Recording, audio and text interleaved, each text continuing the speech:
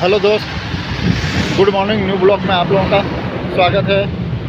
आज हमारे झारखंड में महापर्व है कर्मा पूजा। तो मैं आपको कर्मा पूजा का हल्का सा नज़ारा दिखाता हूँ। करने के लिए बारिश भी अब शुरू हो गया है दोस्तों, और मंदिर में भी पूजा होने के लिए अभी सब कोई धीरे से आ रहे हैं।